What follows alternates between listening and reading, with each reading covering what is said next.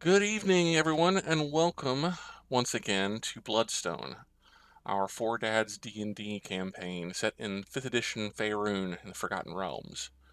I am your humble, oh so humble, Dungeon Master, 8BitPonies. This is my cast. Hey cast, how's it going tonight? We are short one Sprout. Draugg will not be with us tonight as he has uh, other commitments that precluded one of the pre-something our game tonight, and we wish him the best in that. We will soldier on without him. When last we left our intrepid group of adventurers, the party was scattered throughout the golden city of Heliogabalus, pursuing their own ends. In the very rare downtime that they have between missions, I suppose, attempting to save the world and or doom it, Eldrick. Who knows? Um, the Eldrick himself had retreated back to his parents' manor of Oakhart and spent the night and the better part of the morning there. Had a conversation with the high priestess of the Temple of Elmater in the city, somewhat unexpected, and was just about to head into a meeting, a brunch meeting, or a lunch meeting, I suppose, with his mother, Madeline Oaks. Thoros'l, Sprout, and Makaria had spent the uh, the entirety of the day pursuing various downtime activities. Thoros'l doing a bit of shopping, and Makaria and Sprout attempting to do a bit of research. And then Alanere, um, concerned that at the unannounced disappearance of their fearless leader, Baron Eldrick Oks, uh, decided to go to Oakhart and inquire about the Baron. Found that he was in fact there and requested an audience, but was turned away at the gate and told essentially to go home, and the Baron will call you if he wants you. As Alanere turned back toward the Bloodstone Arms, the inn that the party had been staying in on Eldrick's dime, he came across a strange procession in the marketplace and followed them for a while. After a bit, they turned and confronted him and asked if he could lead them to the Grey Walker, or the Grey Wanderer. Unsure of exactly who or what the Grey Wanderer could be, Alanere told them, "No, I can't," and they turned and walked away without an additional or any further word. When we pick up this evening, we will go back to Oakhart, where Eldrick is about to drop in on his mother after she canceled their breakfast meeting, um, giving the excuse that she was not feeling well that morning, and pushed off until just after lunch. Or I guess just before lunch, as this is going to be a lunch meeting. So, Eldrick, as you're coming back in off the terraces, after having spent your entire morning just kind of lounging, you're probably a couple hours now removed from high pain bearer Beeling having left the manor. You left you with her words of wisdom, or something vaguely. God, I can't do it tonight. Vaguely similar to wisdom, I suppose.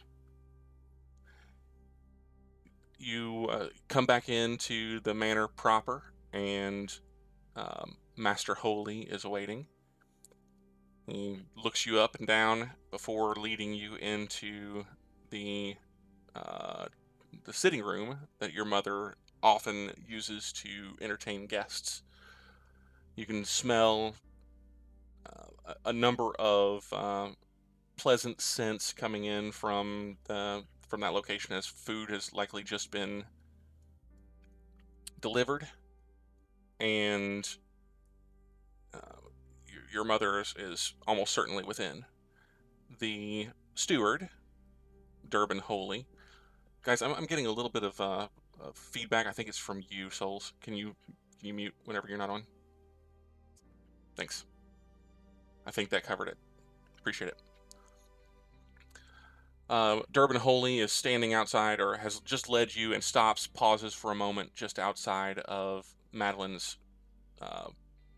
We'll say it's a receiving room or a drawing room, and he turns and says,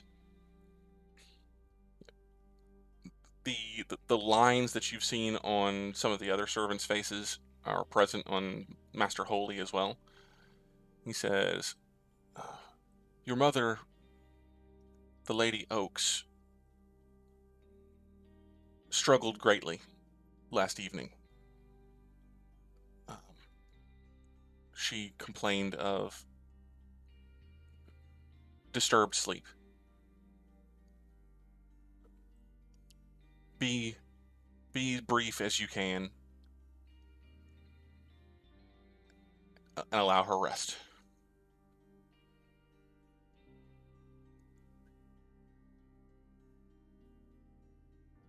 He gives a nod. Others within the manor have servants talk, Baron, my Baron, and many people within the manor claim to have had nightmares.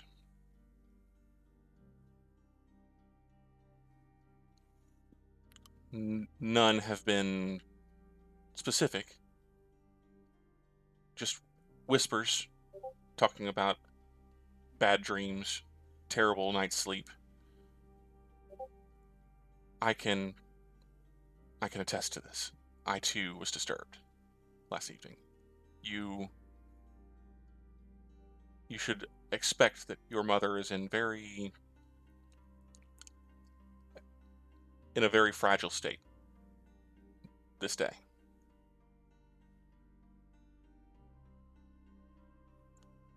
Well, I'm certain this is not the first time that anyone within the manor has had a bad dream, but I do believe that the frequency of which I've heard this circulating this morning suggests a change since your arrival, sir.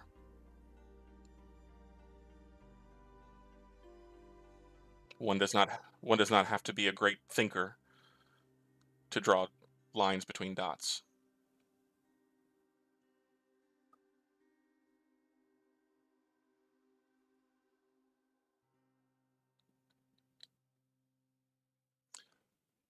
These are troubled times, sir. It is a possibility that perhaps whatever affected us affected the city at large. I shall put out feelers, ask around a bit.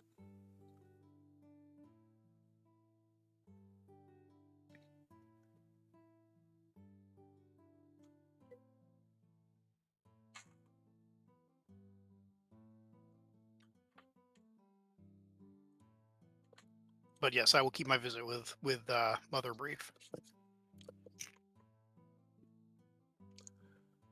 He gives you a slight nod and then makes to open the door and allows you into the room where your mother is sitting. She's propped up on kind of a divan. It's one that you've seen her use multiple times whenever she is entertaining. It's a favorite, but she is reclining across it as opposed to sitting kind of primly on the edge as she normally does. She's kind of reclining across it. She's got a number of cushions or pillows kind of around her, and she looks haggard. She looks rough. Whatever has, if what Master Holy has said is true, and these dreams affected everybody in the manor, or perhaps everybody in the region, they surely affected her a great deal. Well, Eldrick will swing across the room pretty quickly to get to her and sit down next to her. She kind of lets out a sigh and kind of pats pats you, her eyes still kind of closed. Oh, my son. My apologies. This morning, I simply wasn't well. Poor sleep last night. But I've kept you waiting long enough. Let us be about our business. She starts rifling through, or starts to try to sit forward and reaches over to an end table where there is a stack of what look to be letters and various papers. I have a number of things here from your steward, Master Knapp, I believe. Business of the barony. There's the matter. She kind of lays back a little bit. Eldrick will take the papers out of her hands and set them on the side table and take her hands in his quite large hands. Tell me about your dreams, Mother. She kind of looks at you strangely for a moment, like stops in what she's doing. Her eyes open, narrow a bit as she looks at you and says, "What do you mean, dreams? What do you know of dreams, Eldrick?" Last night, I had quite disturbing dreams, and this morning, when I awoke, I found the staff looked as if they had not slept, and obviously you appear to have had a rough night. I can only surmise that I was not the only one in the house that had rough dreams. That's Also, people talk. He'll kind of grin at her. She gives him kind of she takes a moment to kind of digest what you're saying, and as you're grinning, she kind of gives you a mock, very severe look. You should not listen to the murmuring of servants, Eldrick. I believe you're the one who taught me to listen. Touché, I suppose. Yes, Gods know it wasn't Father that did. you shouldn't be so hard on your father. He's done the best he can. He cannot help that his business takes him away so often. And as you were growing, he had the war to worry about. It's truly not his fault. Believe me, if he felt that he could provide for you for your legacy as well and be around as often as you would like, as we would both like, he certainly would.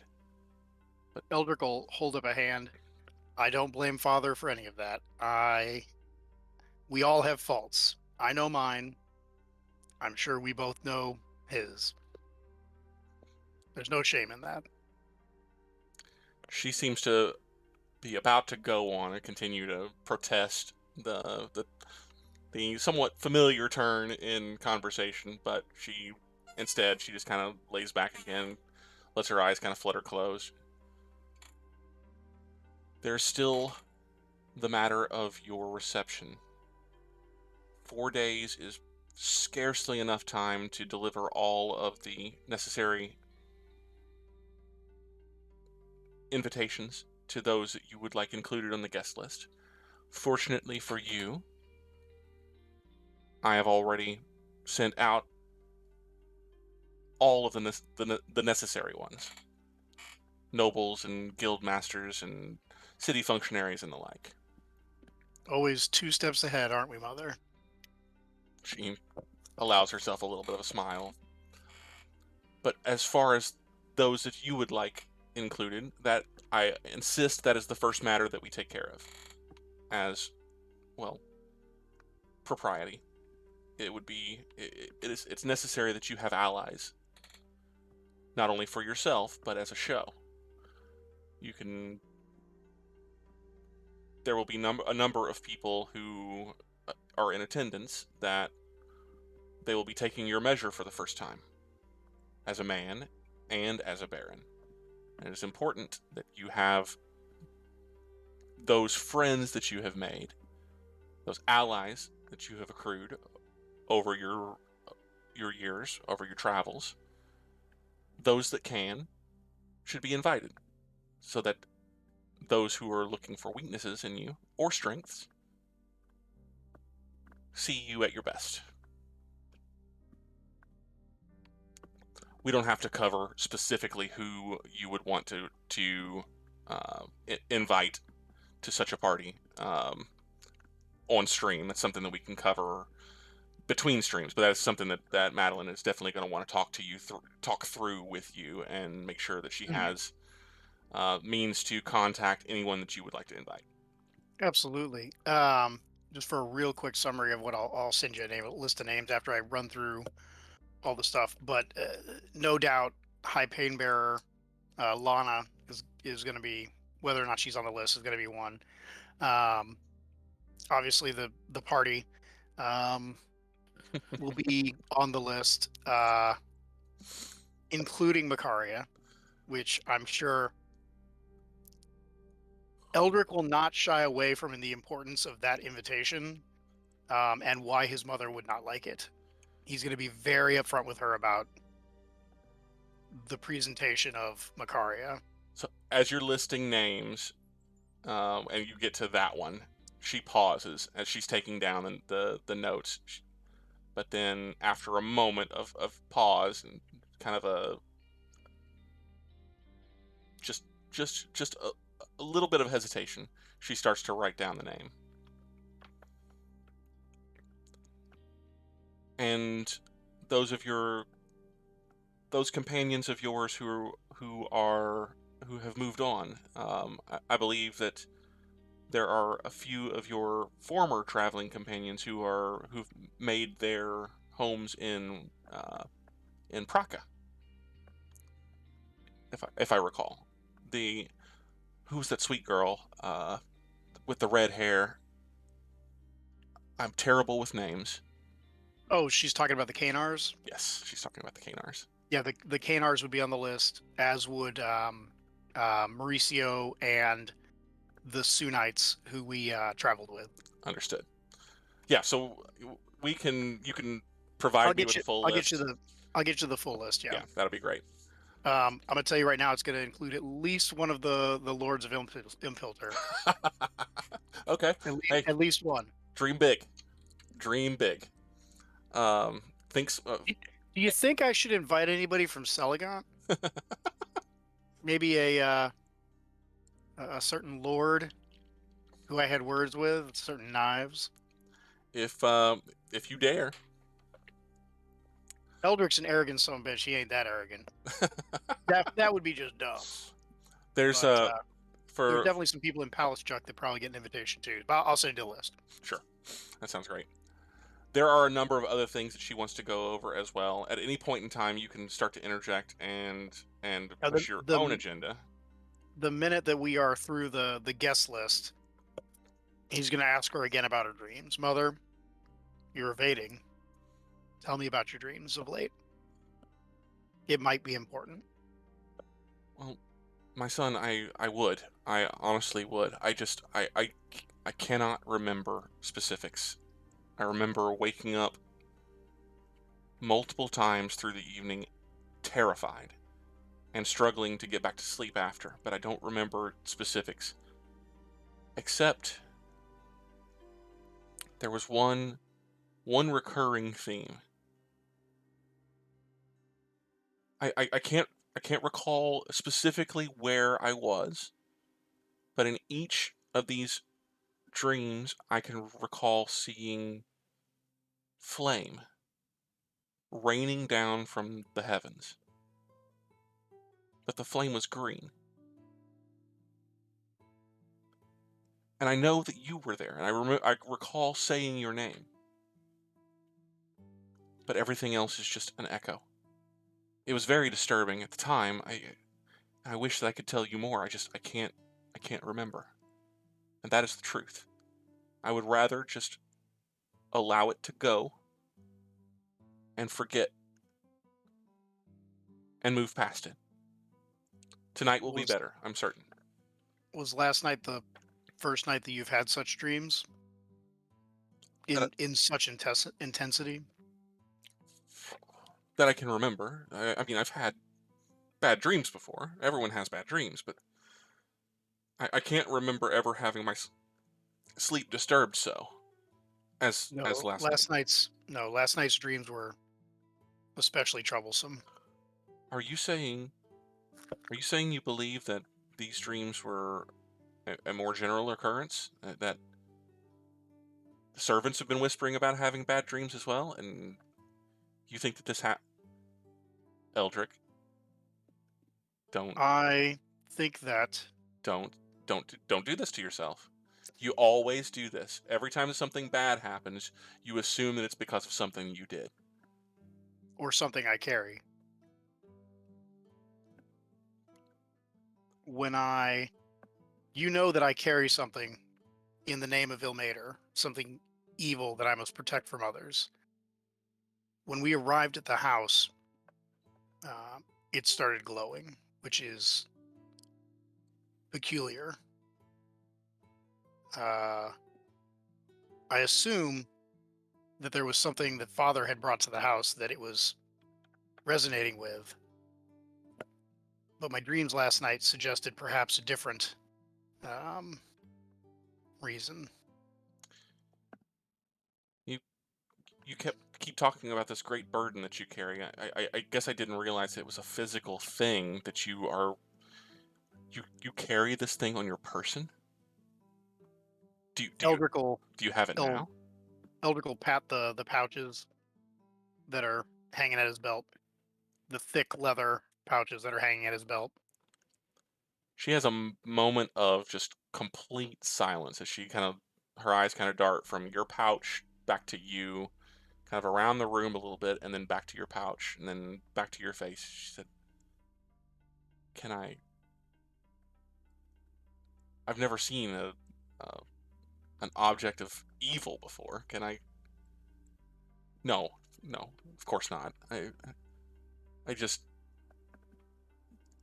well, I worry about you, and if you have this thing so close to hand, is it necessary that you keep it on your person? Is there not somewhere that you could, somewhere within the knightly order, or with the crown, or something that could carry this burden for you, or at least share it with you?"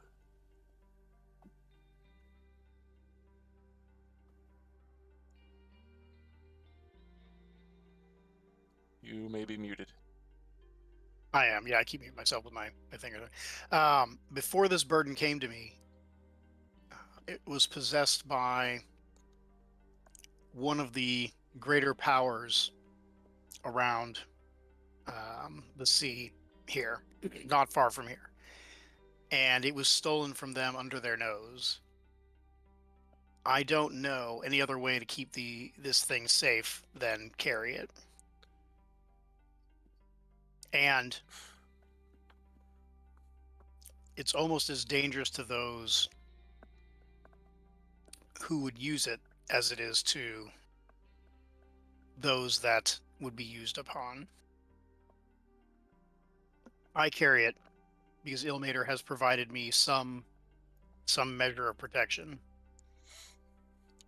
Oh, that Ilmater. He would be the god of martyrs, as that's what you seem to believe yourself destined to be. Well, I do follow in greater footsteps than my own in multiple venues, it would seem. On that note, we should perhaps turn our attention to some of your baronial duties. There are a number of things here that Master Knapp is quite adamant must be resolved, and I've had a number of conversations with the Burgomaster of Heliogabalus, Mr. Dendy, or Master Dendy. The the matter of your baronial residence. As no doubt you've heard, the fire in Moravar completely claimed my cousin's residence, and there is virtually nothing that remains. Master Knapp has provided you with a number of different plans to look over for new construction, if that is your wish. Or, well, perhaps Or you say, you would entertain the possibility of moving the baronial seat from Moravar to somewhere a bit closer to home. Now, I know what you're going to say. The council, the Golden Council, did not take too kindly to Dimian declaring Heliogabalus his seat. But this is a very different. You're a very different man, and these are very different times. It may be prudent for you to at least consider Heliogabalus as your your your your, the seat of your power. He smiles. I felt you might suggest that. I think that, and he'll get serious for a second.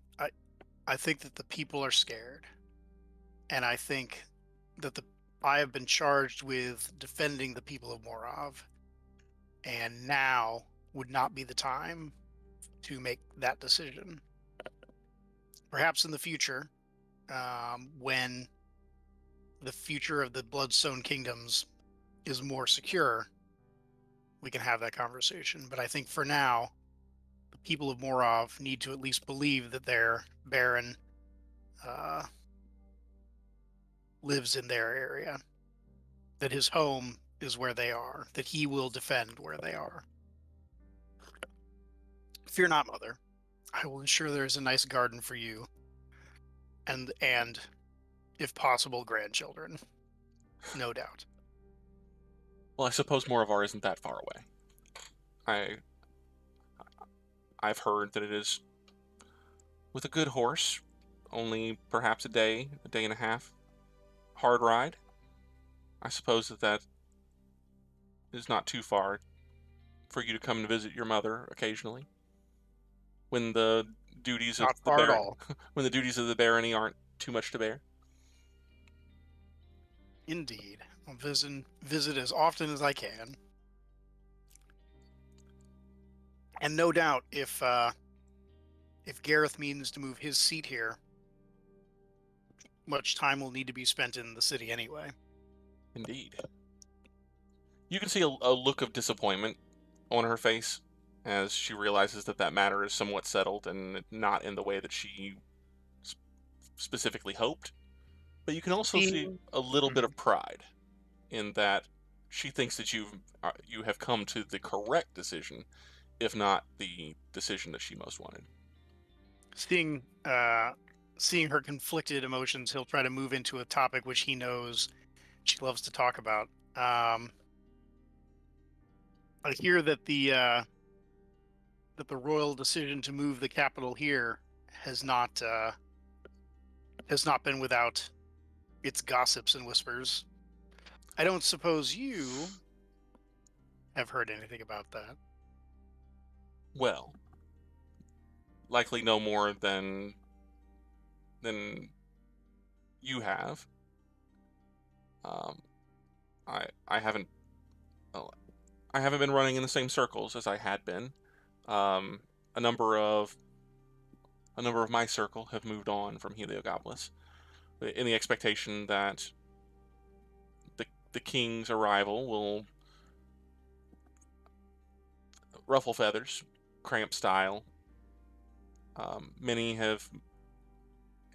Most of these noble ladies and their husbands were not Moravian natives anyway. They have simply kept homes in Heliogabalus, and well, some of them have given up those homes and have moved back to more hospitable climes, they've said, or are in the process of doing so. There's a bit of an exodus, which is why I had suggested that perhaps if you were to decide at length to make your home here, there are a number of nice manors that I could look into purchasing for you. But that's neither here nor there. The Jubilee is actually, I've heard there's a date set at last, and it's not far from now. It's been moved so many times, I don't know if to believe that this is the actual date or not, but it sounds like by feast time. the king will arrive. For true this time. Feast time refers to a holiday between, I believe it's the 11th and 12th month, called Feast of the Moon, which is one of the 5 days that fall outside of the months. So there's 365 days in the year.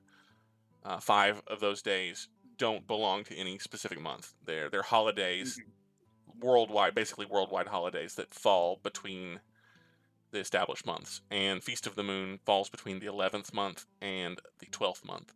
And that is effectively 2 weeks, 6 weeks and some change from today. That's a little ways away.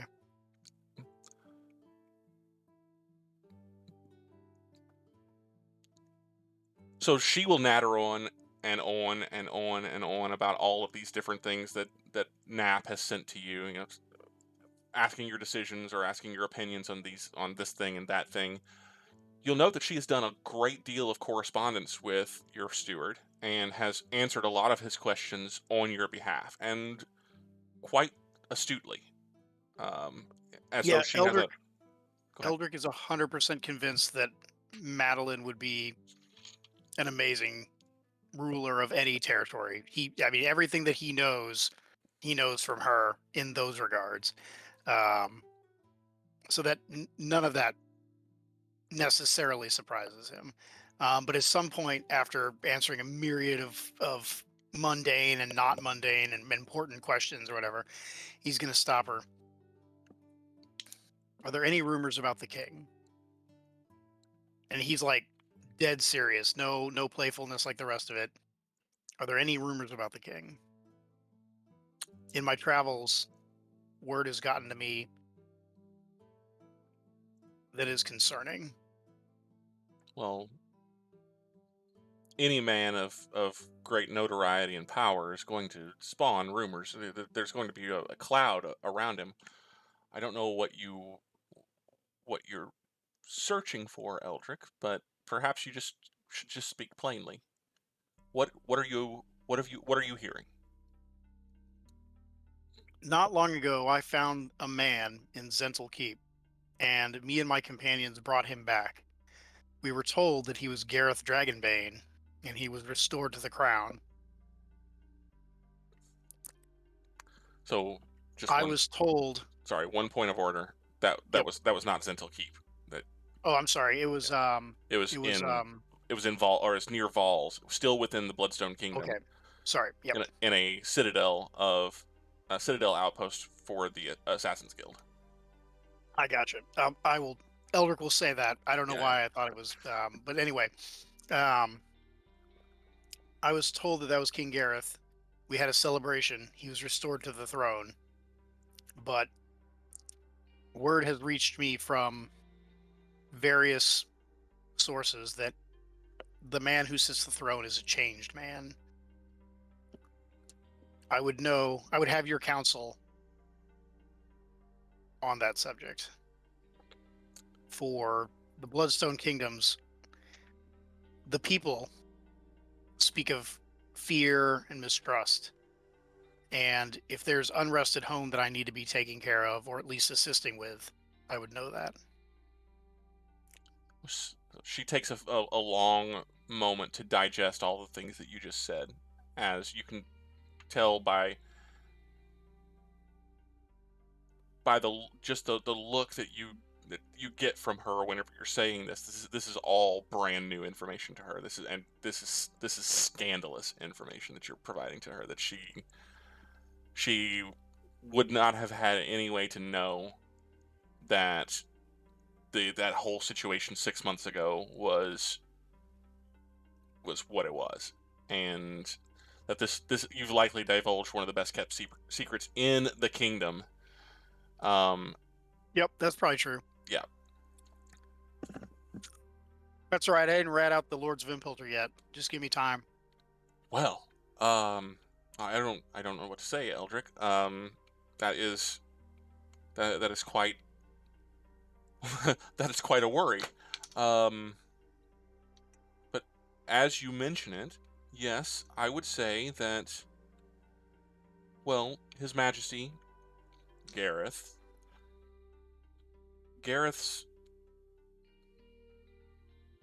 presence among the people of late has not been, shall we say, positive. I mean, within Heliogabalus itself, he's never been the most popular. This city has, with the exception of one or two holdouts on the Golden Council, we were all supporters of your late cousin and his bid for the throne. Gareth has been, I'll just be honest and frank with you. Gareth has been at best an ineffectual king.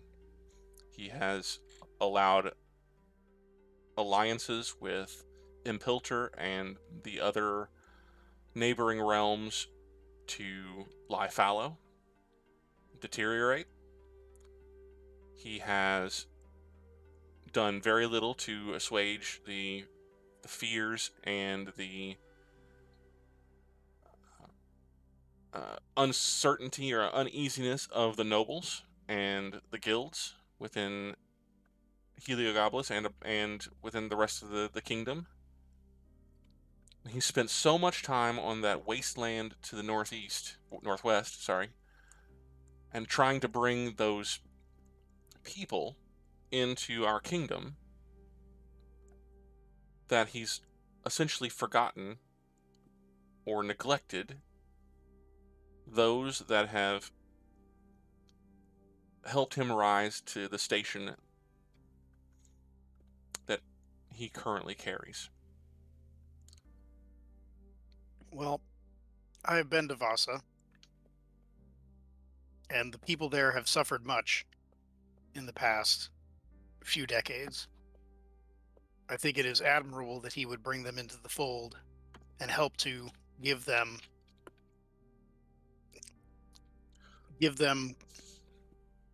admittance to something grand. But it is worrisome. I spent yesterday in the temple to Ilmater in the whatever it's called, the the House of Damaris Tears. And the people are, sorry, I had to scroll up in my notes. The people are scared. They're very scared. I ran into Mira Denessen. You might remember her father as one of my tutors, and she looked quite worse for wear, which only reinforced to me that the people are in some dire straits right now. Whether or not actively under assault, they certainly feel that way. Well, that is so. It is troubling for me to have you confirm that not only are the people feeling that way, but also that the nobles are feeling somewhat ignored by the crown. Well, what can you expect? I know that he's your patron, Eldrick, and that you share some knightly bond or something, and you worship Ilmater together, and whatever it is that you do whenever you're off fighting wars and getting into trouble. I understand that you have a great bond with Gareth, but what else can you? What kind of king? What kind of man leaves his throne and takes a year-long pilgrimage in quite possibly the most critical time our kingdom has ever seen? Out of character, timeout for a second. What is she referring to? Do I know this? Yes, you were at least at one point in time aware. Gareth actually the circumstances leading to you finding him in the Citadel stronghold. Mm-hmm. He had essentially gone off the grid. It was a planned thing. It was a planned pilgrimage that he left the throne in the control of his ministers, and for the span of 1 year, he essentially vanished, disappeared. He said it was going to be a spiritual journey. He was going to get back in contact with his kingdom at a more base level. He was going to seek Ilmater's face, try to understand better what he was meant to do as king. And then he was late in returning. And then we found him. And then 3 months after he was supposed to return, you found him.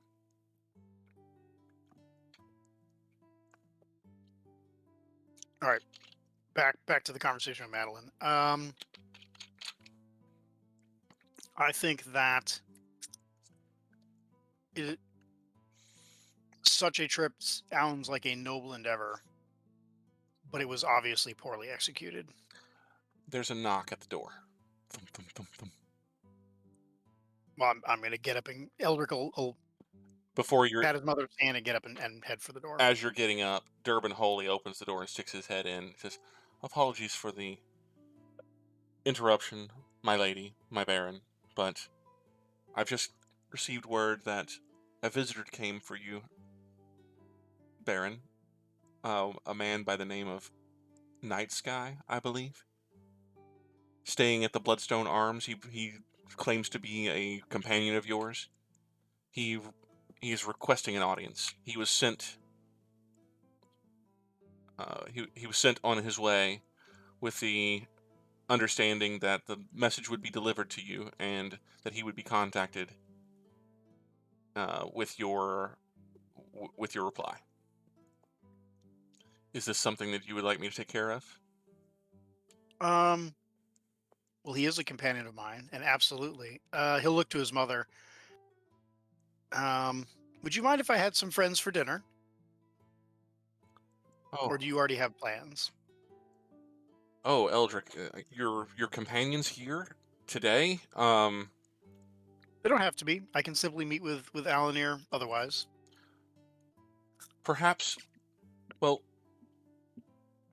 I hate to be inhospitable, but well, given the state of things after last night, I think that perhaps tomorrow you can invite your friends to dinner tomorrow evening. Give me an opportunity I to will. meet with each of them, and her eyes kind of linger over the list a bit, and prior to the celebration, and perhaps set some ground rules. I'm sure they would love that. Let's see. Mr. Holy, I would please contact Mr. Alanere and have him arrive this afternoon, and I will meet with him personally, and he'll look back to his mother, and we can see how tonight goes before committing to a dinner in the next few days. There's no need to rush. We have time. Apologies, my baron. It is nearing the evening hours, as it is, and you look, and you've been so locked in conversation with your mother over a number of topics that it is starting to get dark outside. Oh damn. Okay. Then I will. Would you perhaps have Master Nightsky here upon the morrow on the terraces? I could set up a breakfast. That's an excellent idea. I would greatly appreciate that. Thank you. He gives a low bow. I will send him your compliments then. Much appreciated. He nods to your mother, nods to you, bows one more time, and closes the door behind him. Eldrick will turn to his mother. Efficient as always, isn't he? Odious man. I can't imagine why your father keeps him on. She gives you a little smile. Their rivalry has been legendary through the years. I mean, it's playful enough, but there's some real barbs there too. No, certainly. He's an abrasive man, but effective is probably why Father keeps him here, no doubt. He's very good at his job. Mm-hmm. Well, Mother, I'm sure there's another stack of paperwork with which you'd like to go over, and myriad of details of Morov that you might want me to rubber stamp. But I suspect you need to get some rest. Excuse me. I suppose that the rest of this can wait until tomorrow. I shall correspond with your steward on the things that we were able to put aside today. Do think about the accommodations that you would seek. Keep in mind that Moravar is struggling, and while you will need to find a good balance between befitting your station as a baron of an entire Bloodstone province, and also maintaining something that the city, or requesting something that the city can maintain on your behalf. We can talk more about that later. Just there was one thing. She starts kind of rifling through the papers. Here it is. Eldrick feels like his shoe's about to drop. Mr. Nat. This is like when I visit my parents and I've got something important to talk about, and we small talk for 8 hours, and then like the fast 5 minutes is a big thing. Yeah, fast 5. It's always the fast 5. Master Knapp wrote, this was 4 days ago now.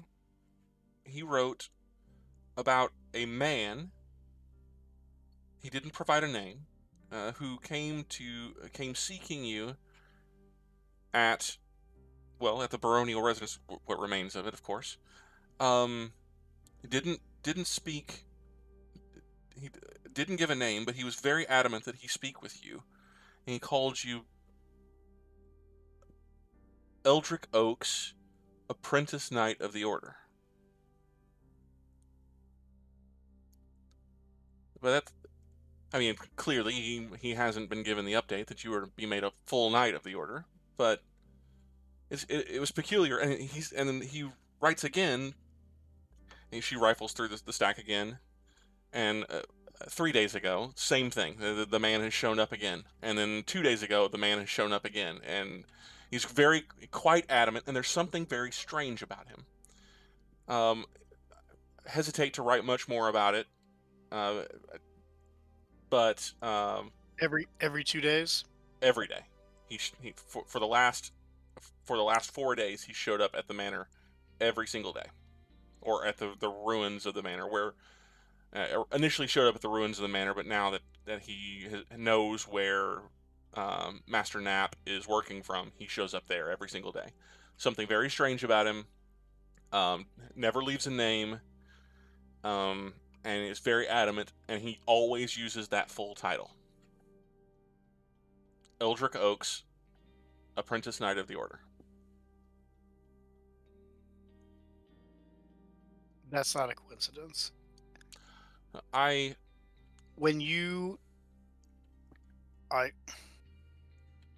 you be writing to my steward this evening?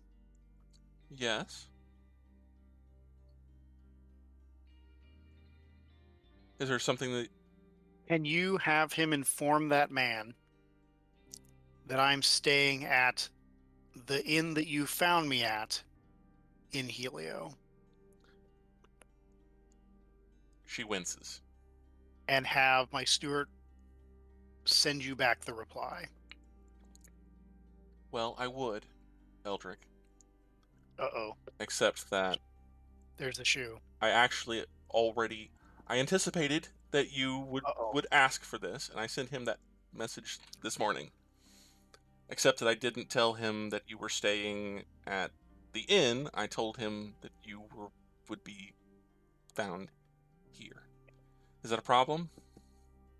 I don't know. I don't think so. Well then. I don't usually give my home address to people I don't know well, but Well, we have guards, Eldrick. That's another thing that I want to talk to you about. You're a baron now, and all this traveling around on your own is simply unacceptable. You should at least take 2 of our house guard with you whenever you travel through the city. If not, if I know you won't let me send you in the carriage, but you should at you least. have not met the elf that I travel with. After we have dinner with my friends, you will be significantly less No, I'm worried. putting my foot down on this one, Eldrick. From this point forward, either you will accept them into your employ as temporary baronial guard, or I will just send them to tail you. I would never challenge you on this, Mother. If you want to assign 1 or 2 guards to me, me and them shall become best friends, and they shall follow me on my excursions into the city. Which probably wouldn't hurt my feelings a whole lot, being that I have lost my armor and armaments in my last endeavors. Well, that That provides us that that provides us with a very great opportunity then. Tomorrow, I'll take you shopping. And we will stop there with Eldrick and go back across town. Thank you. So, Alanere, you will get the notice. A runner will come in maybe an hour later, probably around about the time that you're reaching the inn. After your very circuitous trek through the city, you'll get the message back. It's probably not waiting for you, but when you get back to the inn and you start to have your meal or whatever, a runner will come to the bar, provide the message to Lazar, and Lazar will have it brought over to your table, and it's a message from Eldrick, well, Durban Holy, on behalf of Baron Eldrick Oks, that that the Baron requests your presence for a morning feast tomorrow, 2 hours after sunrise, at Oakhart.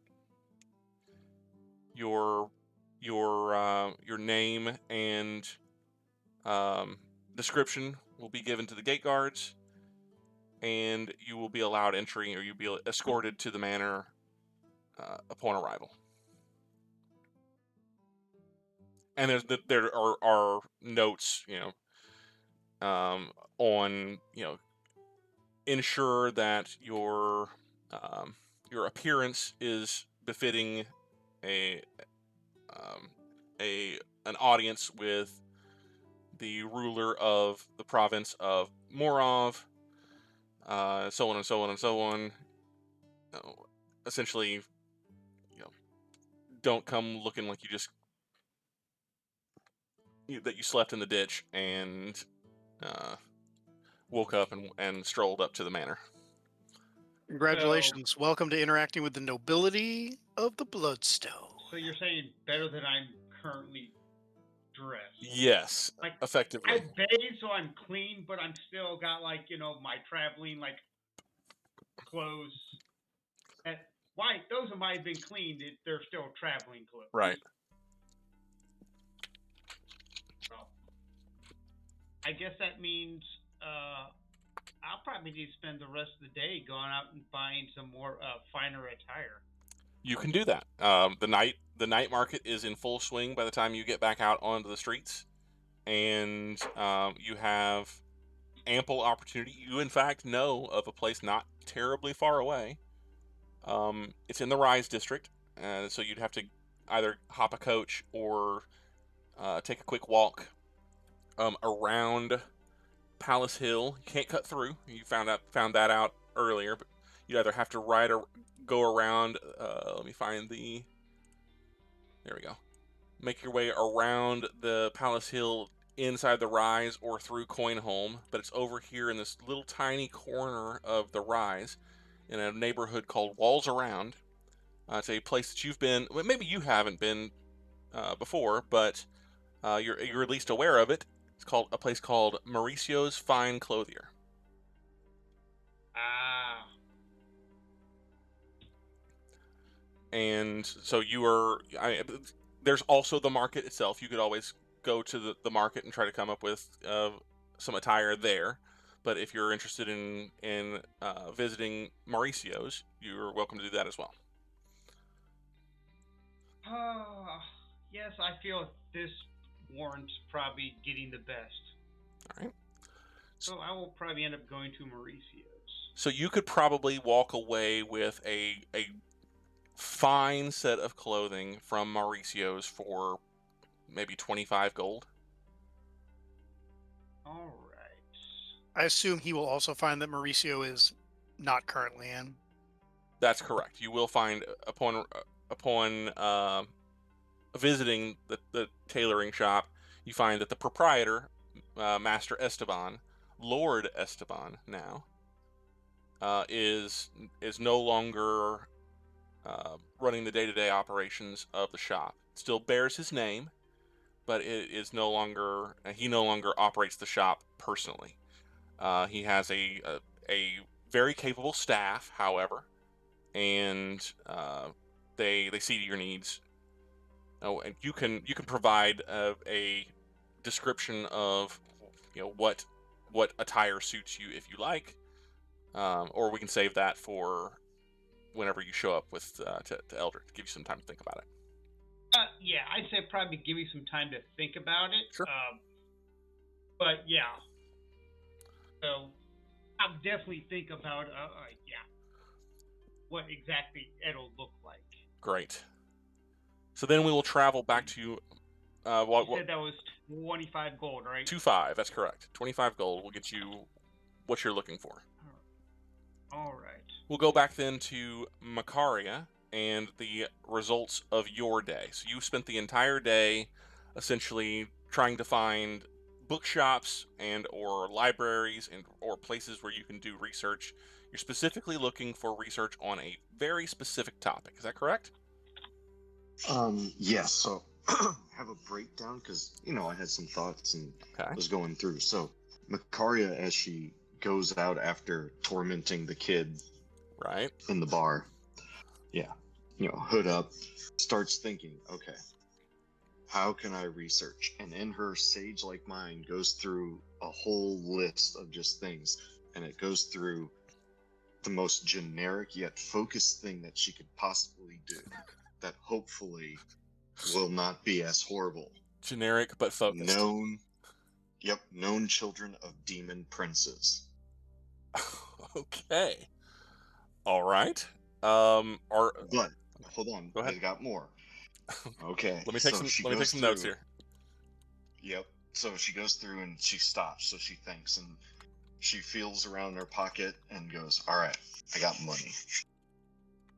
Using a little bit of her urgent upbringing, okay, I am hoping to spend, and doesn't have to be like role played out for this part, but just spend about 25 to 35 gold pieces. Okay. Kind of doing a whisper of, if you happen to come across things, kids in the city, or who to talk to when you drop a copper piece into the blind man's, like, hey, I need to know if there's any black market for that. And then just walk down just to see if someone says they happen to have something in an alley or something they come across that's they need to get rid of. Got it. I'm going to ask you to hold right there for just 1 second. We're going to take I apologize. Dad stuff. We got to take a 5-minute break. So we will be right back. Don't go anywhere. 5-minute break, and we'll be back with more Makaria. So stay where you are.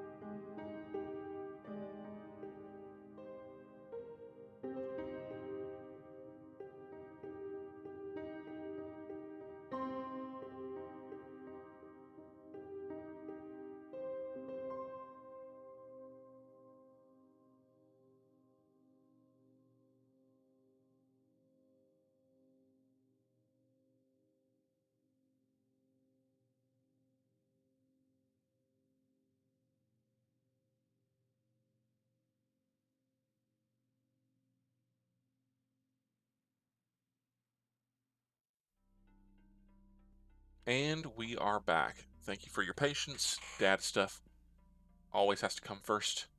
But now that's taken care of, let's get into the second half, I guess, of our game for the night.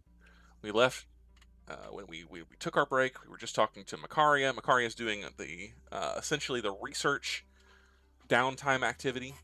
And for you rules folks out there, yes, it is understood that downtime activities are usually measured in weeks, but these guys almost never have a full week off. I want to give them an opportunity to do the things that they want to do. So I wrote up some rules over the course of this last week that allows to be expedited. Costs a little bit more, causes a little bit more risk, but it is. I think it's going to be fair. It'll be fair for them. It gives them an opportunity to do some things, even though they don't know what they're going to be doing tomorrow, much less what they're going to be doing for a full week. So, Makaria is going to be doing research. She's going to be doing it for a day. She's spreading some extra money around, which is going to cause some stat stuff. And you're specifically asking about known children of demon princes. Correct. Okay. So go ahead and make that question. Oh my. that question. It's very specific, though not too specific, I guess. A very specific question. All right. As per the research downtime activity, I want you to make me a flat intelligence check, and then we're going to add. We calculated it off stream. Where it's for today. It'll be at a -1 penalty. Okay. So my int, I believe it is plus intelligence. So, oh yeah, not saving throw. Okay, so just +5. Okay, so minus. Here we go. Hey, not too bad. 21 altogether. 21, which on the research outcomes is the highest tier that you can get. Because of course it is. Wait, hold on. Where did you? Oh, because +4 for intelligence. Yeah. Yep. You're a smart cookie. Well, I rolled a 17, so that helps, like, completely. Okay. So. And the player is fine getting mysterious stuff that I have to figure out. But, Yeah. Okay, so go ahead and roll me a D100, please. Yay.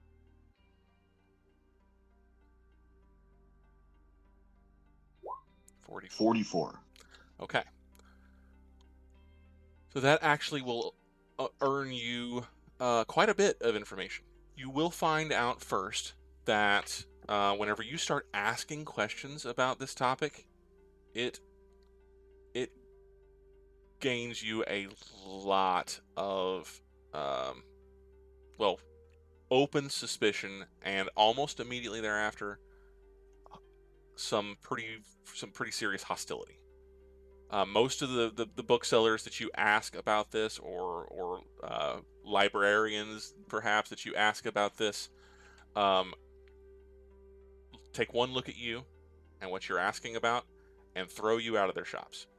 Just flat out, you're not welcome here. Get the hell out before I call the guard. We don't trade in that sort of thing here. Do you know where the hell you are?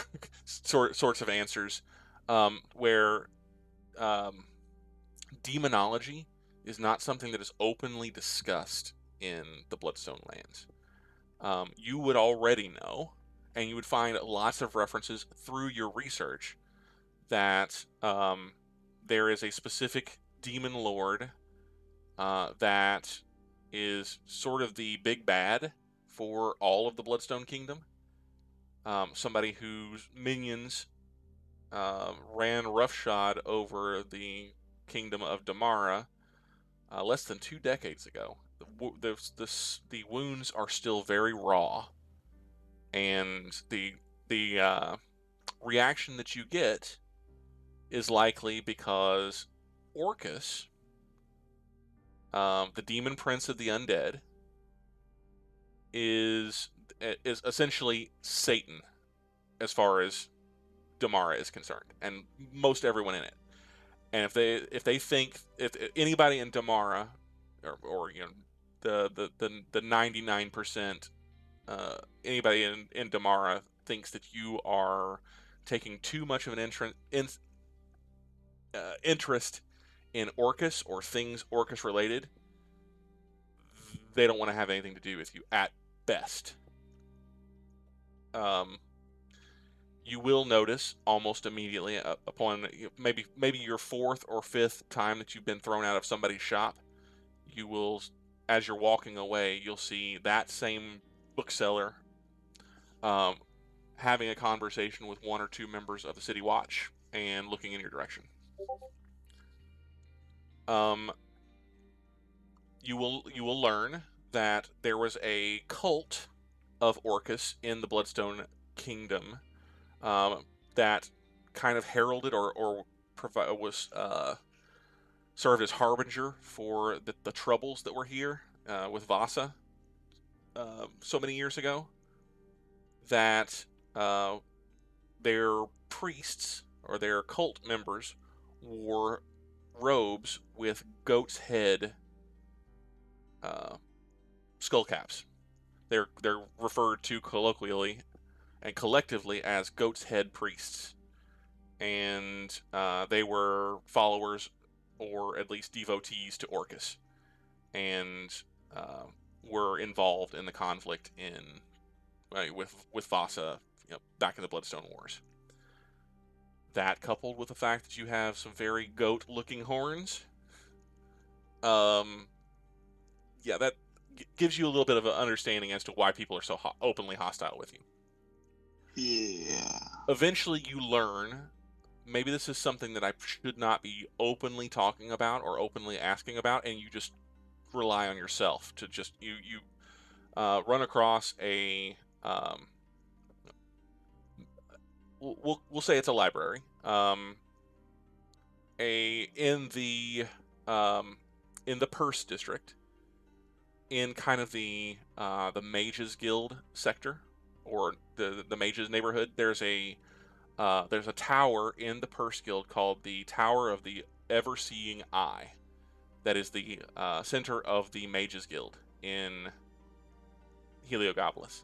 They have a number of different locations throughout that neighborhood that are arcane shops, component shops, things like that. There'd be like a magic cellar there where you can find various and sundry items, maybe a curio shop.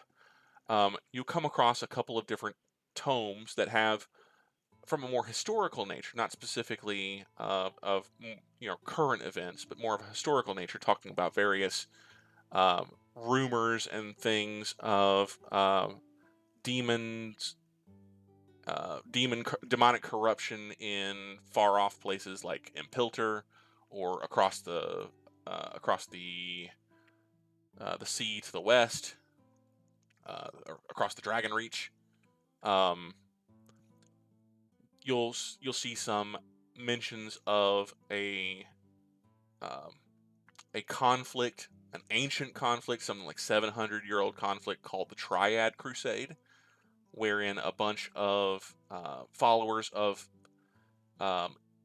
three gods that are revered still in this area, Ilmater, Torm, and Tyr, banded together from across the sea and traveled to the kingdom of Impilter, which is just to the south of here, to essentially cleanse the land of a demonic invasion that had taken it over and had overthrown their government, or their kingdom.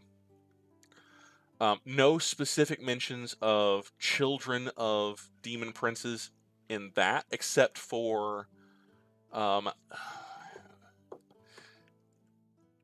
Agrosh the Scaled is a name that is mentioned.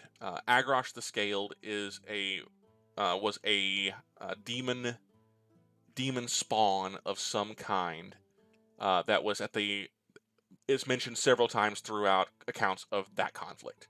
There's no specific details other than that he was considered a he was considered an enemy of the Triad Crusade, and a dangerous enemy of the Triad Crusade, and essentially the Osama bin Laden of that era. The guy who overthrew the or who was responsible, or at least took responsibility for overthrowing the previous dynasty within Impilter and taking the throne. Similarly, there is another mention of a Demonspawn, but there are several different accounts in the same tome talking about this particular individual, and there's argument as to whether he was truly a Demonspawn or if he was a spawn of some other fiend. But the ruler of a city called Westgate, way off to the west of here, on the southwestern shore of the Sea of Fallen Stars, back in the 600s, maybe even before that. I'll have to confirm the dates, but back around the time of the pre-Triad Crusade, I think, there was a demon spawn. It's not agreed that he was specifically a demon spawn, but a fiend spawn known as Yashtu's Vim, who was a big name, and he was a child of some fiendish creature, rumored to be a child of some fiendish creature that presided over the entire city-state of Westgate. And there are a number of accounts of places that you know, or at least have heard to be relatively civilized now, that at least in sometime in the past were run by, or at least overrun by, fiends. Demons more often than other types of fiends, but demons are generally the common folks, the common folks descriptor for anything fiendish. So whenever somebody in one of these tomes, unless it's somebody who is a learned sage, if somebody is writing about demons, it's just as likely as they're writing about devils or some other type of fiends. Demon is just kind of the catch-all phrase for creatures from the lower planes. Mm-hmm. You will also, with a 21, you'll probably also learn of a few children of Orcus.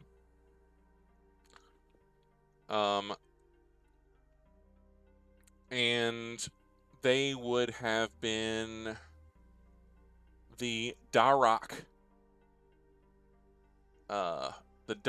siblings. They were somewhat famous children, famous figures in some of the tomes about or mentioning Orcus. And I'm trying to remember specifically where they were from, but not here. Let's see. I want to say it's in the same kind of.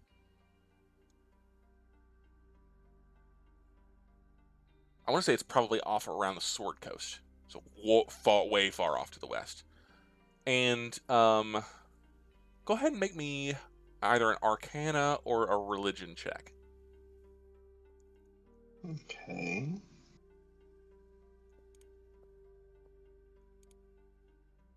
Arcana, it is. 19. That's not bad. Yep, 19. You've heard of the Draugg line before. They are kind of a cautionary tale of the the dangers of meddling with demonkind, or with demons in general. It's said that they were fathered on human women by Orcus, the demon lord Orcus. Their children, when they were born fully formed, and then the cautionary the cautionary part of this tale may be something like allegories that you've heard before, but the cautionary version of this tale suggests that these Demonspawn sacrificed their mothers upon their birth, and so the cautionary part is, you meddle with demons, you get what you get. You get what you deserve.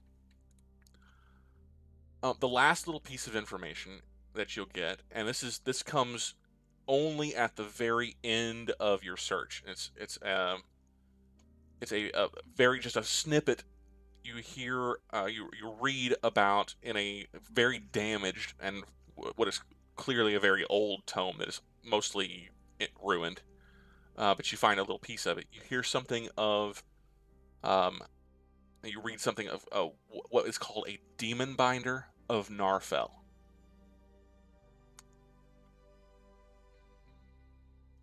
There's no at the very end, huh? Yeah.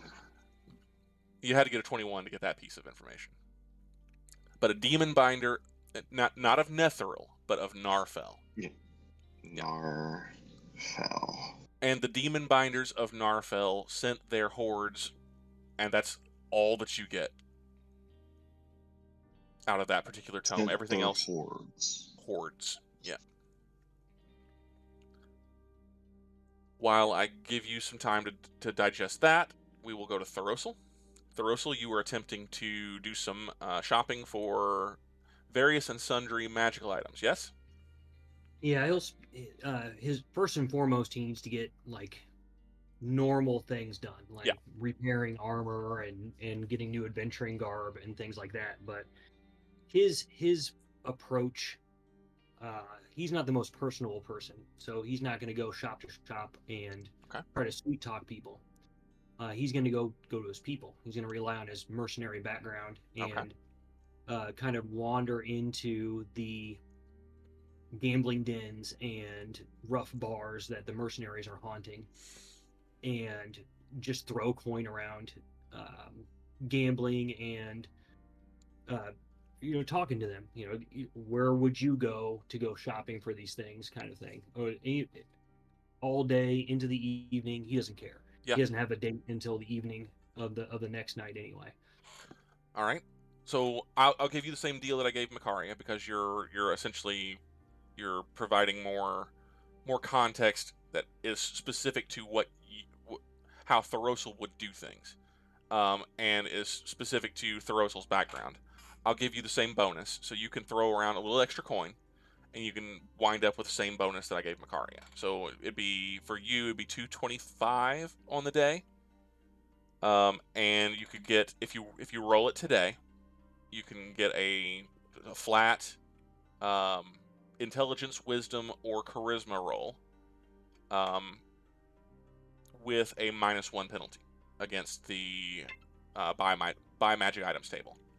And are you looking for anything in particular? And it's one item that you specifically want to try to get. Specifically, he's looking for like potions of healing or like greater healing, that kind of. Got it. Okay. Stuff.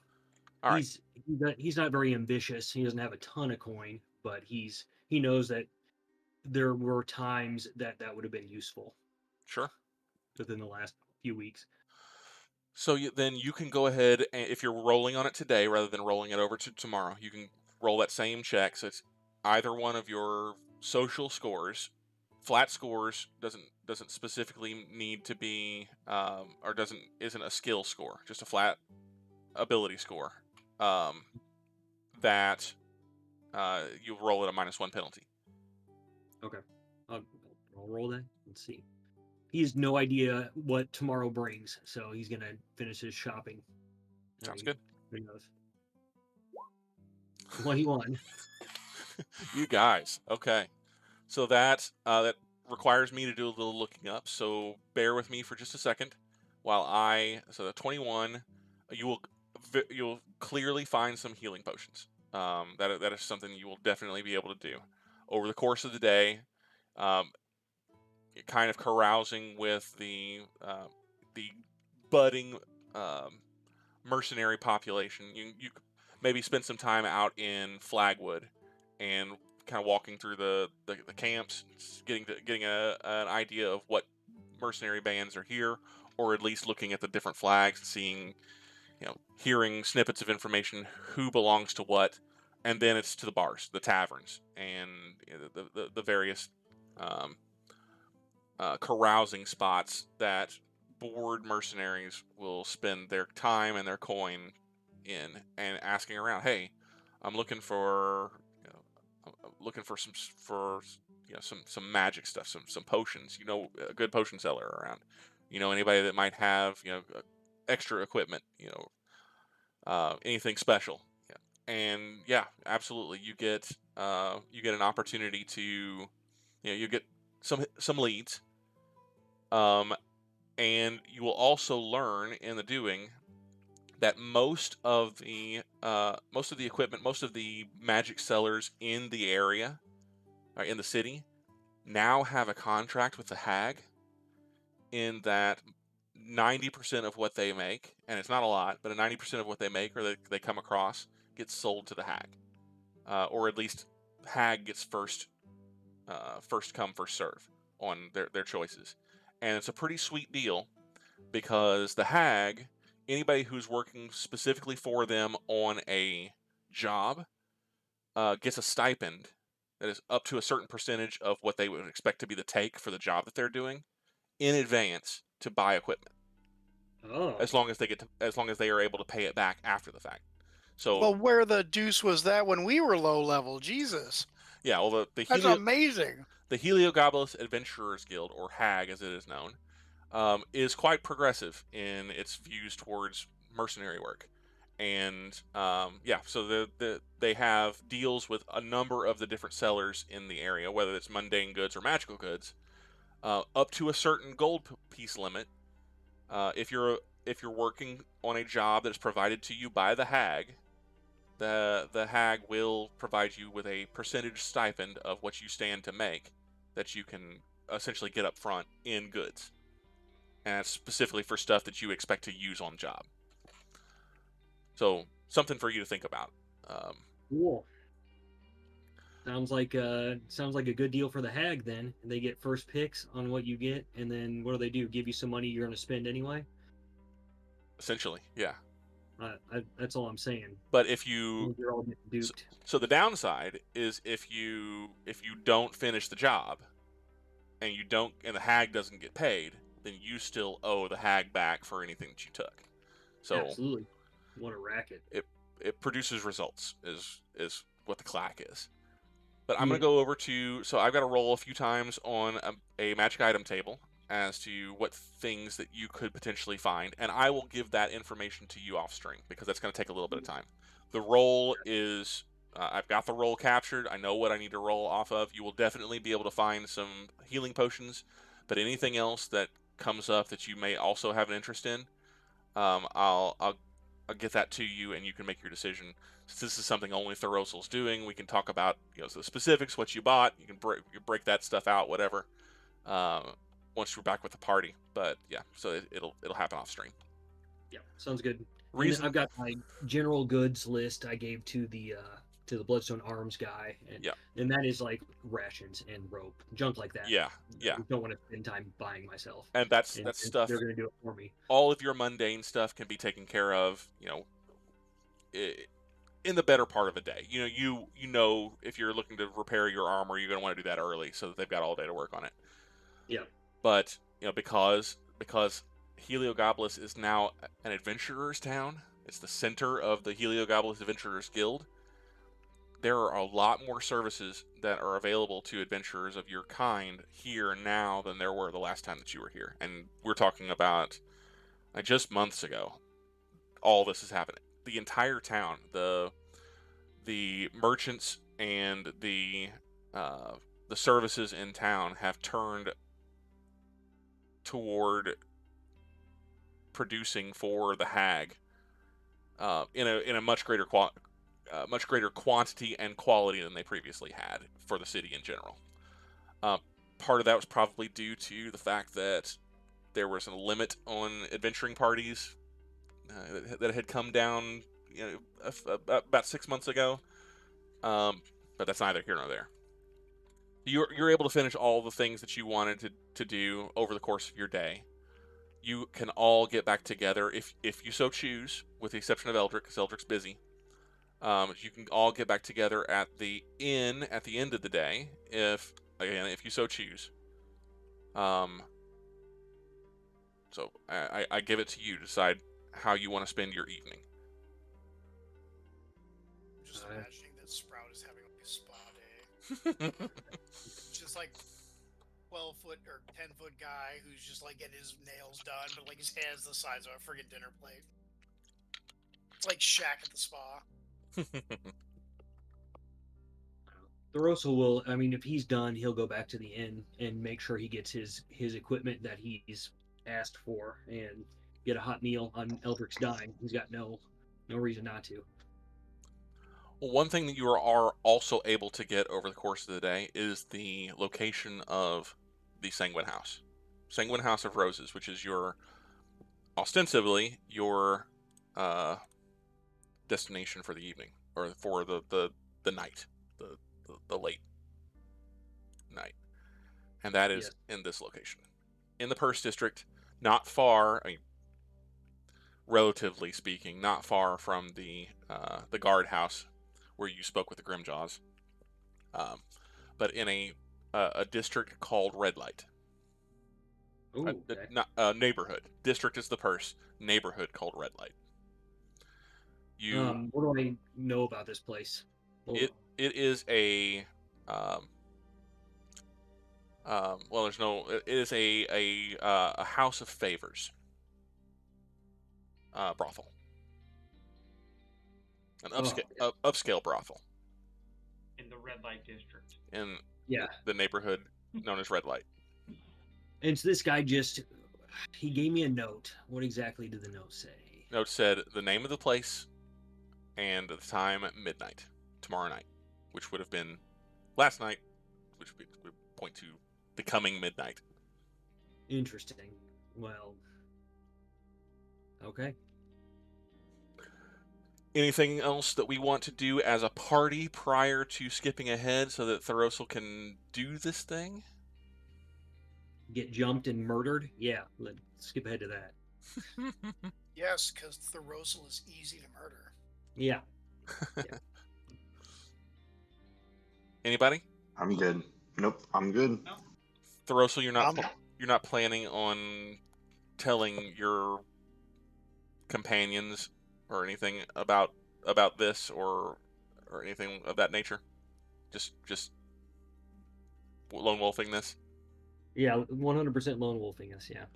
I mean, because for the record, Alanere is back at the inn after he's done his shopping, so, like, if you come back there, you probably will see him. Yeah, I mean, I would eat with you all. I'm not going to be, like, avoiding anybody, but I'll come back to the inn, have a hot meal, get whatever little information I can of my stuff before midnight, you know. So, I'm not telling anybody where I'm going. That's a good question.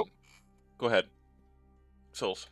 I was going to say, real quick, as this is a 4-dad stream, for all of you people watching the stream of 7, I think, don't go on a date without telling somebody where you're fucking going. Thoros'l is a bad person, and he's going to have bad things happen to him because he's not telling anybody. You tell people where you're going. 100 and some odd years, like 120, 130 years old. Like, quality dad advice. You could still get kidnapped. We don't know. You're mean ass self. You're still getting jammed. I'm like 50 adults. I'm like 50 adults. I'm just saying, man, when you get kidnapped and violated, that is because you made bad life choices and you need to do better in the future, buddy. So, quality dad advice from Souls there. So if you're tell people where you're going. If you're the younger long swords and wear armor, I don't know. Like, if you're the younger persuasion, the more inexperienced persuasion, this is definitely advice for you. Hell, if you're the older persuasion, and this is also good advice for you. Just keep that in mind. But also especially if you're going to a sketchy ass brothel. Just saying. Upscale. In the Red Light District. I would like to remind everyone at this juncture, since the conversation continues to go in that direction, this is an adult stream.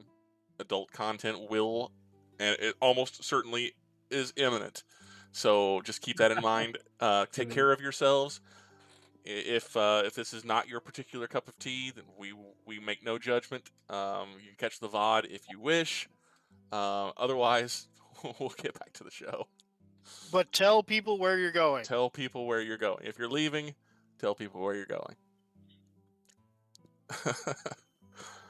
All right, so Thoros'l, before we get to specifically to your trip to the red light neighborhood,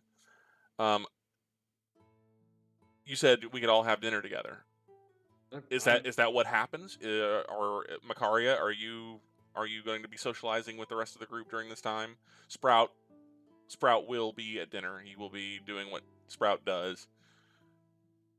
I'll give that for Draugg. Makaria? I would eat with them, but it would be, just probably staring, like just seeing the tension again, and then just walking back upstairs and closing the door. Just stoking those bad guy vibes, just I'll- for giggles. I'll note there's considerably less tension in the common room of the Bloodstone Arms in the evening. Lazar seems to kind of emanate this calm about him. There's a great deal of difference between kind of the styles of Marcus and Lazar. Marcus is the daytime operator, and he's very proper. He's very very straight-laced, and he kind of exudes that aura, right? And everything that happens around him is just very, very neat, very structured. Lazar is not like that at all. Lazar is very friendly. He's very relaxed. He's very calming, very personable. If he makes any notice of your heritage, Makaria, it's a passing thing. He speaks to you. If you engage him at all, he speaks to you with the same level of calm and politeness and geniality as he would with anyone else, or as he does with anyone, as you have observed with anyone else. He doesn't seem to have the same kind of reaction to your obvious fiendish heritage as others in the city have. And the room sort of mirrors that. Sure, there's the odd stare here and there, but the kind of vibe that you had from the place this morning, not at all what you get in the evening. Just that. I think you might have been talking about inter-party. That too. tension. That too. I'm sure that there is that. But if there is tension, it is inter-party tension, not so much tension all the way around. But I could see where there would be tension otherwise. Yeah. Let's go. You are served lamb. Scene. I sort of picture, the kind of the shawarma scene from the first Avengers, where everybody's just kind of sitting around the table, except Makaria's nose is in a book. Thoros'l's trying not to look at anybody, and he's drinking. Sprout is just looking around the place, probably got a good buzz going, and just kind of reclining back in his chair, just tired but sated and happy. And Alanere is just in between.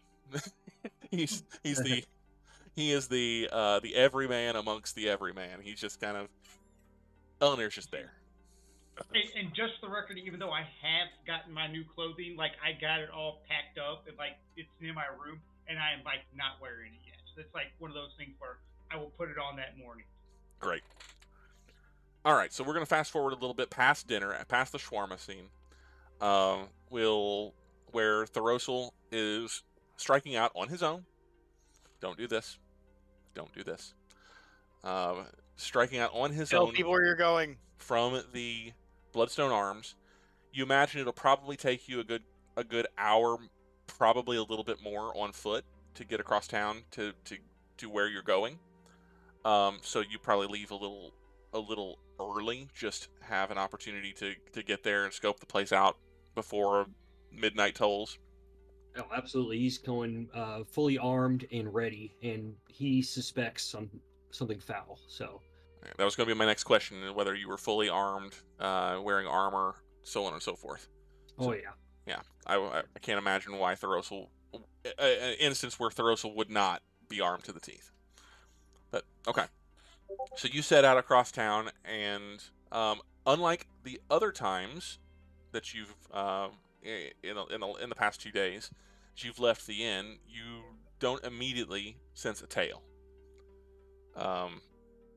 You are largely left alone as you stalk, because Thoros'l doesn't walk; he stalks. He stalks through the city streets. The city is alive. The city truly comes alive after sunset, and even in the kind of upscale district of Coinholm where you are walking through, it is. I don't want to say it's rowdy, but it is definitely it is a Twitter with activity. There's always something going on. There's no empty streets. There's nothing, nowhere, unless you're going alley to alley, you're around people all the time. You're also around City Watch all the time. This area of the city is very highly patrolled. Groups of 3 to 5 members of the Golden City Watch are never more than just a few minutes away. You leave one group, and within 3 or 4 blocks, you're running into another. It is very well patrolled, but the watch doesn't really appear to be doing much to corral the citizenry. They're just there to watch. They don't challenge you in any way. And you are, for the most part, through Coinholm and through much of the purse, you are left to your own devices. You are also, you've been in large cities before, and you pretty much have to watch yourself after dark. You don't get that feeling here. You don't get the feeling that if you step into a dark alley, you're going to wind up in some kind of confrontation that could cost you your coin purse or your life. The Golden City does not seem that way. Probably because all the city streets and most of the alleyways are very well lit. There are not lanterns, because we're not that technologically advanced, but lamps that are lit across the city. No more than 20 to 30 feet between lamps, down any of the major avenues, and most of the buildings have lamps that are around their entire perimeter, where there's very little in the city that is in shadow. It's just very well lit, and there's not really a whole lot of room for shadowy activity. So you don't run across the usual cut purses and thieves. Now, there are beggars in some sections of the city, but you probably don't run across very many, if any at all, in these districts, because this is the more upscale side. But in an hour, probably a little bit more than that, you reach the eponymous red light neighborhood, so marked at all of the lamps that are hung from the buildings, and the streets themselves are kind of surrounded in what appears to be like a gauzy red material that causes the light to be to take on more of a crimson cast. And as you're walking up the street toward the address that you were given, you make me a perception check, I guess. Sure thing.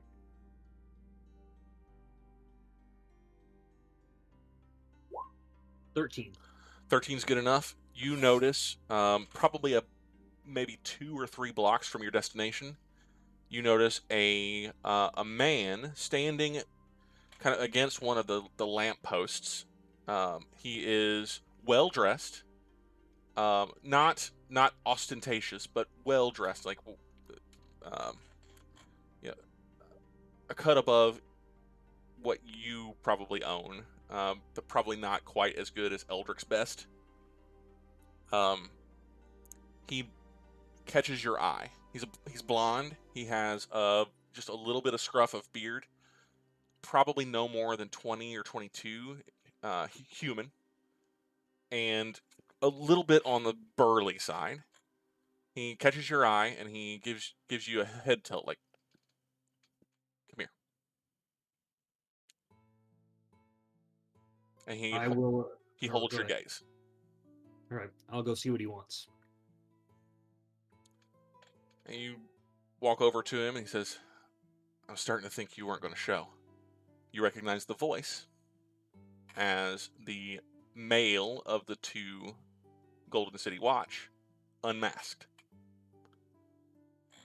He holds out a hand to shake. I'll look at his hand and then look at him and say, "What did you need? Why did you give me that note?" Right to business. Okay, fine. The Sanguine House is just up the road. Listen, my name is Einzel Cask. Angel? Einzel Cask. We are old friends. We are going to be visiting the Sanguine House together. You are treating an old friend out to a night on the town. It is somewhat regrettable that you are, I should have, I guess, been a bit more specific as to what was expected, but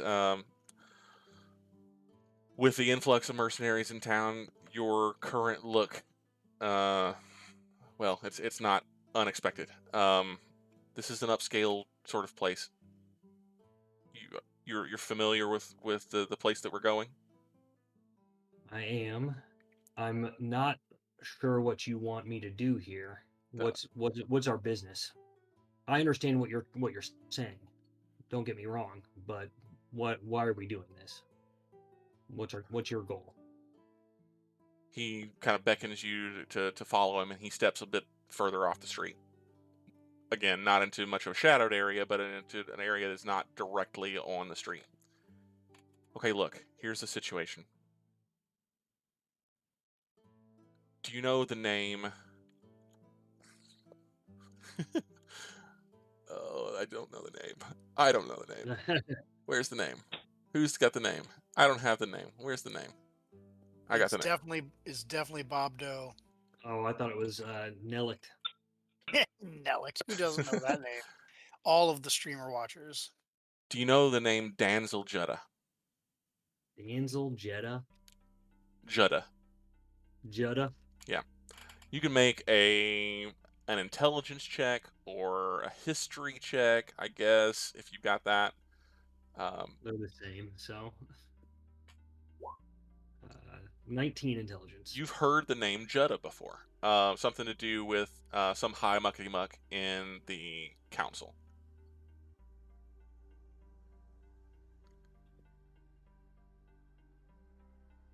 And Okay. by the council, I mean the Golden Council, the ruling council of Heliogabalus.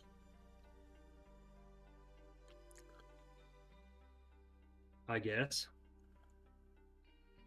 Damsel Jutta is Claude's son. And he is the owner of... And he kind of gives a nod towards the direction that you're going to be going. He is what we refer to in the Watch as untouchable. And for that reason, he has grown, rumor would have it, he's grown a bit bold in his stewardship of his business. I'll be plain with you, Thoros'l. The Watch, the Grimjaw suspects that there's some pretty nasty shit going on under the covers. But we can't touch it. So what I'm asking, What are we talking here? What is he suspected of doing? we don't know. Rumors, people disappearing off the streets. Truth be told, anything could be going on in there, but we suspect it's likely the slave trade.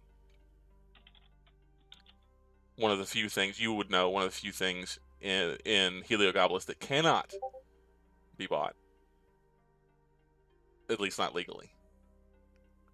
And one of the few offenses punishable by death in the Bloodstone Kingdom is the slave trade. I'm not a constable or an investigator. I think you've gotten the wrong person to help you with this. The Grimjaws thinks that you're a man of principle. My principle is killing, young one. You get the evidence and send me to him, and I'll finish it for you. But I'm not here to dig up evidence or do your job for you. Just walk in the front door with me. Get me in there. You have something of a reputation that may be enough to catch Judda's attention. Just give me an hour of your time. If you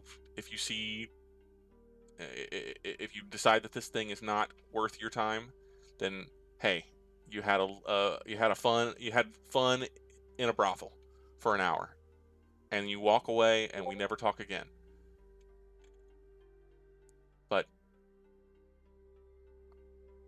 the Grimjaws thinks that you're our best chance. If there is something going on in there, there's nothing that we can do about it. Danzel is untouchable. We could send 1,000 guard members, watch members, down there, and his father would make everything go away, even if we were to find him. But you, if we find that there is something going on in there, well, the watch just simply can't be bothered to respond tonight. Something going on across the town, and you do what you do. It's for real. No, make an insight check. I smell a trap. 22. He has a gleam in his eye and a set of his jaw that makes you think that he believes everything that he's saying, and he looks absolutely desperate. He wants this to be true, and he wants nothing more than for it to be true, and for you to see it, and for you to do what it is rumored that you do.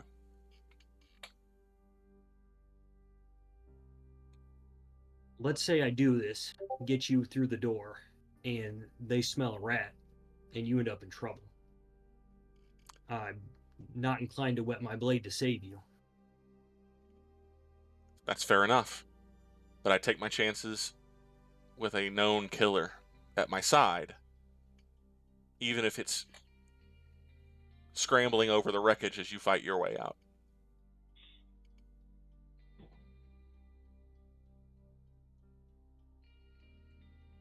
Oh my God, this guy thinks you're the Punisher and he wants you to come in there and he just wants you to see what's going on and do what you do.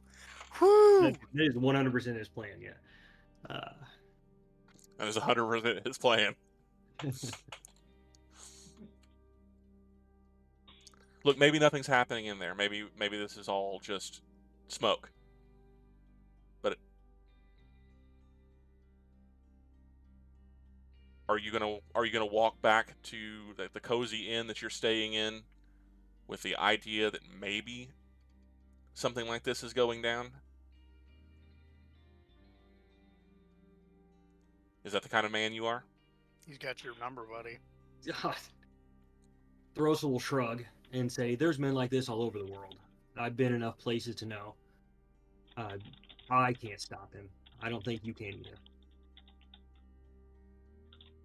He looks a little crestfallen at that. Little upset, little peeved. I'll tell you what. You just need me to get you through the door. I won't go any further than the front desk, and you're on your own after that. It's not going to work that way. They will. I can't afford this place. They're gonna smell that on me right away. You are my ticket in. If we're old friends and you're treating me out, and you're treating me to a night out, that's how I get in. We just look around, have a few laughs, a couple drinks. If nothing smells funny, we walk right back out.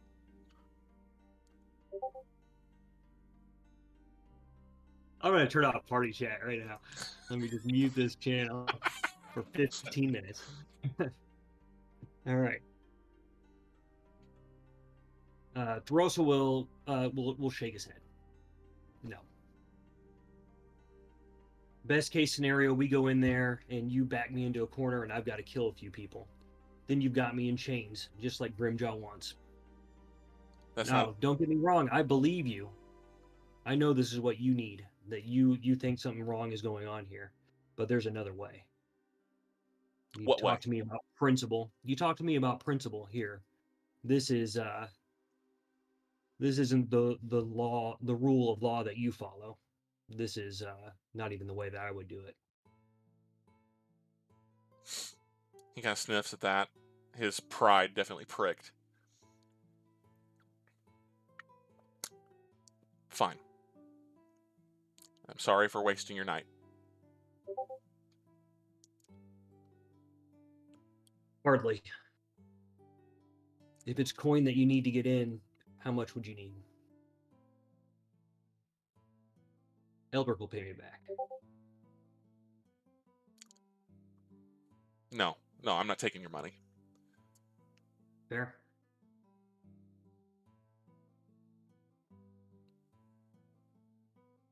Well, good luck. I guess there's nothing left to talk about then. Nothing left to say. Thoros'l will turn to walk away. He looks a little incredulous and a little, clearly disappointed, clearly upset, but he makes no move to stop you. He just kind of stands and watches you walk away. And then kind of looks around a little bit, trying to figure out what the hell he's gonna do.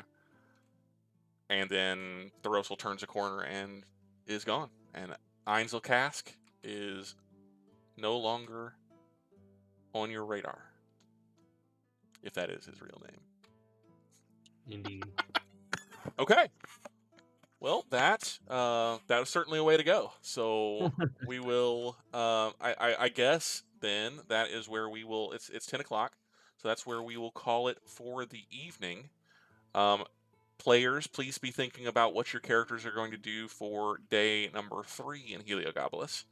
I have a sneaking suspicion that you've got a important date on your calendar in the not too distant future. I feel like I have another day of lounging in luxury. Oh, me too. Thanks, Eldrick.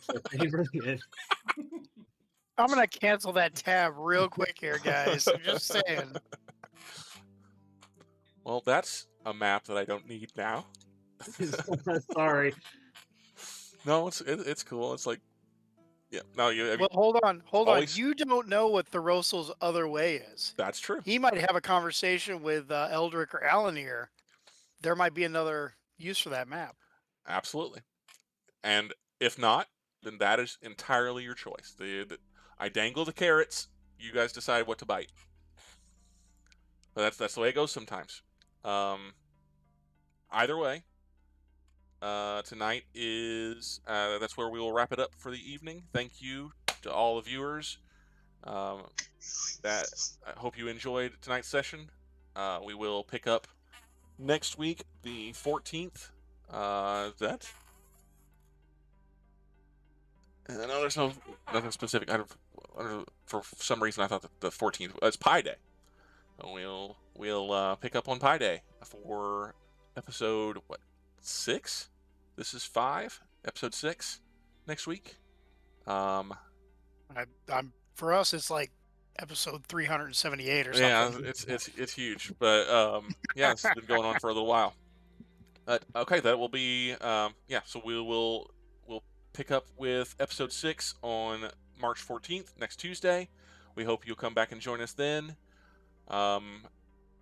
Until then, from the cast and myself, thank you for watching. If you are interested in our other streams, Thursday, Friday, Saturday this week will be 4 Dads of the ARM Apocalypse. Come back and join us for that. We will likely be doing another variety stream here within the coming weeks, so I'll be looking forward to that as well. Have a great night, and we'll see you next time. Good night. Have a good night, everybody. Remember, tell people where you're going.